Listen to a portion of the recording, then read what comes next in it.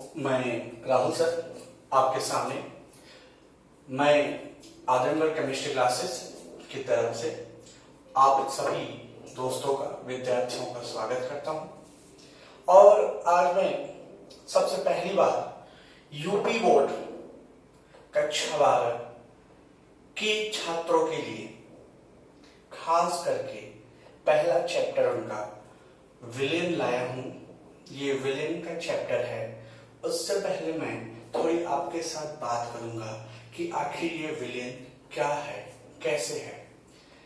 सामान्यतः हम अपने चारों तरफ दैनिक जीवन में जो भी चीजें यूज करते हैं वो अक्सर पूर्णतः शुद्ध नहीं होती हैं।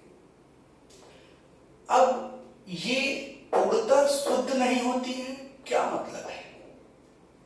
इसके लिए मैं आपको बताऊं कि जैसे हम दैनिक जीवन में बहुत सारी चीजों का प्रयोग करते हैं, जैसे पीतल, जर्मन सिल्वर, कांसा, फ्लोराइड आयन जो कि विलेन में होते हैं। तो पीतल, जर्मन सिल्वर, कांसा, इसका प्रयोग हम करते हैं। हमें पता होना चाहिए कि ये पूर्णतः शुद्ध नहीं होता है। इसमें जैसे पीतल में जिंक और निकेल मिला हुआ होता है। जर्मन सिल्वर में कॉपर, जिंक और निकेल का एक मिश्रण होता है। उसी तरह से कांसा में तांबा और टीन मिला होता है।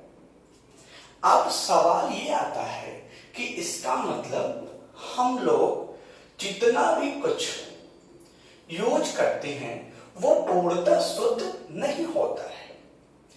अब इसी तहत हम अपने चैप्टर की तरफ चलते हैं, जो कक्षा 12 का पहला चैप्टर है कि विलेन है क्या। विलेन होता क्या है विलेन? अब जैसे मैं एक छोटी सी बात बताता हूं जो आपने पढ़ा होगा। जैसे हम लोग विलेन को इंग्लिश में सॉल्यूशन कहते हैं। विलेन। अब आप सोच सकते हैं कि अगर आपको शरबत बनाना है तो आप पहले पानी लेते हो, चीनी लेते हो, कभी कभी तो नमक भी मिलाते हैं। तो उसको मिलाने के बाद शरबत तैयार हो जाता है। तो शरबत भी एक प्रकार का विलेन ही होता है। और सबसे बड़ी बात मैं आपको बताऊं कि विलेन है क्या। तो शब्द मेरे सामने निकल कर आते हैं कि विलेन एक प्रकार का समांगी मिश्रण होता है। अब सवाल आता है समांगी क्या है? समांगी का मतलब ये होता है जिसका संगठन पूर्णतः समान हो, जिसका संगठन पूर्णतः समान हो, जिसका डिस्ट्रीब्यूशन, बंटवारा एकदम एक रूप से पूरे विलेन में हो, पूरे सिस्टम में हो, वही समांगी हो सकता है। वैसे मैं आपको बताऊं, विलेन दो अवयवों से मिलकर बना होता है। एक का नाम विलेय, दूसरे का नाम विलायक होता है। एक का नाम विलेय, दूसरे का नाम विलायक होता है। तो विलेन कितनी चीजों से मिलकर बना है? दो घटकों से मिलकर बना है। एक तो विलेय, दूसरा विलायक। अब सवाल आता है विलेन है क्या।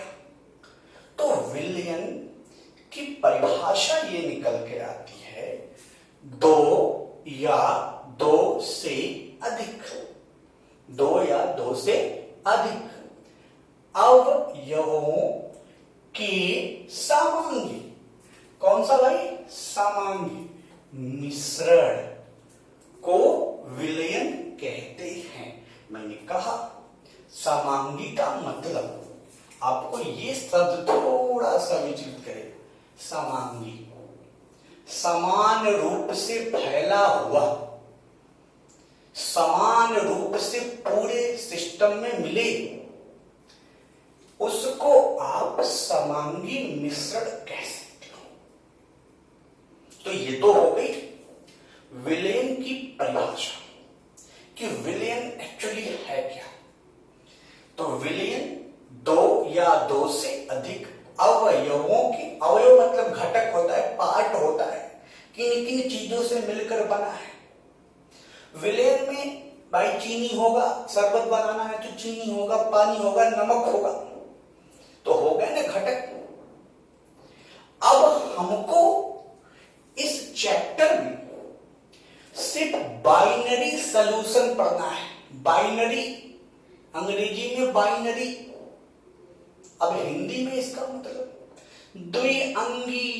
कौन सा अंगी? द्विअंगी विलयन। जो दो घटकों से मिलकर बना हो उसको हम लोग द्विअंगीय विलयन बोलते हैं। तो हमको पढ़ना कौन सा है? द्विअंगीय विलयन पढ़ना। अच्छा ठीक है, पढ़ते हैं द्विअंगीय विलयन के बारे में। तो भैया एक विलय होगा और दूसरा कौन होगा? विलय। और मैं आपको बता दूं, किसी भी विलयन का जो रूप है उसका निर्धारण, उसका भौतिक स्वरूप केवल और केवल कौन करता है? उसका विलायक करता है। तो जो विलायक होगा वही उस विलयन का भौतिक स्वरूप बताएगा। अब थोड़ा चर्चा करते हैं कि भाई ये है कौन? कौन है विलेय? कौन है विलायक? विलेय कौन? मैं बताता हूं विलेय कौन है चुटकी में। किसी विलयन में जो घटक, किसी विलयन में जो घटक, अब घटक कह लो चाहे अवयव कह लो, अंग्रेजी में पार्ट कह लो, सब एक ही बात है। किसी विलयन में वो घटक, कौन सा घटक? कौन सा वो घटक जो कम मात्रा में पाया जाता है उसको हम लोग क्या कहते हैं? विलेय कहते हैं। क्या कहते हैं? विलेय कहते हैं। अच्छा, तो ऐसे तो हम लोग कह सकते हैं कि किसी चीनी पानी में, विलयन में कौन विलेय होगा? सोचो सोचो। तो याद आया कि चीनी विलेय है। अब शरबत बनाते समय हम लोग चीनी ही ने कम मात्रा में डालते हैं। ऐसा तो होता नहीं है कि चीनी इतना ले ले, पानी इतना ले ले, बन गया विलयन। संभव है नहीं ना। तो इसका मतलब कि विलय चीनी हो सकता है या वो हो सकता है जो किसी विलयन में कम मात्रा में हो, वही क्या हो गया? विलय हो गया। वही क्या हो गया? विलय हो गया। अच्छा, तो अब हमारी समझ में आ गया कि अगर मैं नमक पानी मिला के विलयन बनाऊंगा तो विलयन में विलेय कौन होगा? विलयन में विलेय नमक होगा। और विलायक कौन है? कौन है विलायक? कौन है विलायक? किसी विलयन में जो घटक सबसे अधिक मात्रा में पाया जाता हो उसी को हम लोग क्या कहते हैं? विलायक। तो विलायक की परिभाषा ये निकल के आती है कि किसी विलयन में जो घटक माने पार्ट ज्यादा मात्रा में पाया जाता है उसको हम लोग विलायक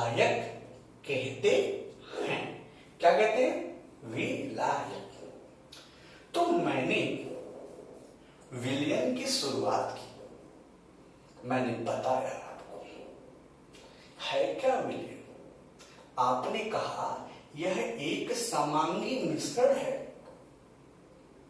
जिसके घटक दो या दो से अधिक हो सकते हैं। लेकिन हमको तो चैप्टर में पढ़ना है सिर्फ बाइनरी सॉल्यूशन के बारे में, सिर्फ और सिर्फ द्विअंगी विलयन के बारे में। तो हम तो भाई तीन अंगी विलयन की चर्चा ही नहीं करेंगे। तो हम एक विलय और एक विलायक मानकर इस चैप्टर को शुरू करेंगे और थोड़ी चर्चा करते हैं। सामान्य जीवन में समुद्र के पानी में एक आयन पाया जाता है, उसको फ्लोराइड बोलते हैं। फ्लोराइड। अब जरा देखो फ्लोराइड का मामला। फ्लोराइड बोलते हैं उसको, क्या बोलते हैं? फ्लोराइड। क्या बोलते हैं? फ्लोराइड। कहते हैं अगर इसकी सांद्रता 1 ppm हो, क्या हो? 1 ppm। What's the meaning of 1 ppm? तो यह एक सांद्रता है जो आगे आपको इसी चैप्टर में पढ़ाया जाएगा। तो कहते हैं अगर 1 ppm तक है कौन? फ्लोराइड, तो दांत का क्षारण नहीं होगा। नहीं होगा। अच्छा, क्षारण क्या होता है? मतलब जो दांत अपने आप घिस जाते हैं, अपने आप खत्म होने लगते हैं, उसका क्षारण नहीं होगा। लेकिन यही फ्लोराइड की मात्रा अगर 1.5 ppm हो जाए, कितना हो जाए? 1.5 ppm हो जाए, तो आपके दांत पीले हो जाएंगे। पीले, तो आपके दांत पीले हो जाते हैं। ये फ्लोराइड हमारे सामान्य जल में भी पाया जाता है, उसकी वजह से भी दांत पीले हो जाते हैं। सिर्फ दांत पीले होते हैं, हाथ पीले नहीं होते। अब रहा सवाल 1.5 ppm से ज्यादा। तो ये जो 1.5 ppm से ज्यादा एक फ्लोराइड है जिसका हम जानते हैं, उसका नाम है सोडियम फ्लोराइड। क्या नाम है उसका? Sodium fluoride. अब ये सोडियम फ्लोराइड जो है वो चूहों को मारने के काम है। मतलब चूहों के लिए जहर का काम करता है सोडियम फ्लोराइड। और उसकी मात्रा में ये जो फ्लोराइड है वो 1.5 ppm से ज्यादा हो जाता है। क्या जाता है? ज्यादा। तो अगर 1.5 ppm से ज्यादा फ्लोराइड हो, सोडियम फ्लोराइड हो, तो उसका प्रयोग हम चूहों को मारने में कर सकते हैं। तो समझ में ये आता है कि सिर्फ विलयन से काम नहीं चलेगा। किसी विलयन में विलय की स्थिति क्या है? विलय की स्थिति जो होगी वो निर्धारित करेगी कि विलयन का गुण कैसा होगा, सिस्टम का कैरेक्टर कैसा होगा। मतलब कि अगर फ्लोराइड 1 ppm तो दांत को कोई दिक्कत नहीं। 1.5 ppm का मतलब पार्ट पर मिलियन। पार्ट पर मिलियन सांद्रता में आएगा, अगले लेक्चर में आता है। तो अगर 1.5 ppm में तो दांत पीले हो जाएंगे, उससे ज्यादा है तो चूहों के लिए जहर का प्रयोग कर सकते हैं। तो ये तो रहा स्टार्टअप चैनल का। तो मेरी कोशिश है कि मैं आपको इस चैनल में एक एक पार्ट वाइज पढ़ाऊंगा। पूरा का पूरा पार्ट एनसीईआरटी शुरू हुआ अगर कक्षा 12 का पहला चैप्टर स्टार्ट होता है विलयन, तो पूरा चैप्टर पढ़ने को मिलेगा। अब ये वीडियो लेक्चर पार्ट वाइज होगा और इसमें कोई भी पार्ट मिस नहीं होगा आपका।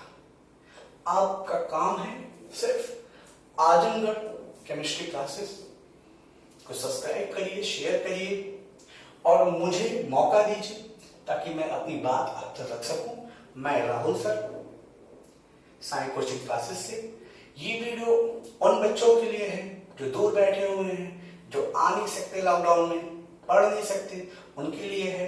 मैं पूरा वीडियो लेक्चर अपलोड करता रहूंगा और पार्ट वाइज सारे लेक्चर्स मिलेंगे आपको, और एक एक पार्ट चैप्टर का ये इंट्रोडक्शन है। आज तो इंट्रोडक्शन पढ़ा आपने। मैं बताऊंगा विलेन के 9 प्रकार होते हैं, 8 प्रकार होते हैं, कैसे होते हैं, कौन विले कौन विलायक, सब बताऊंगा। ये नहीं, सांद्रता क्या होती है, सारे लेक्चर्स मिलेंगे इस वीडियो के ठीक बाद। ओके।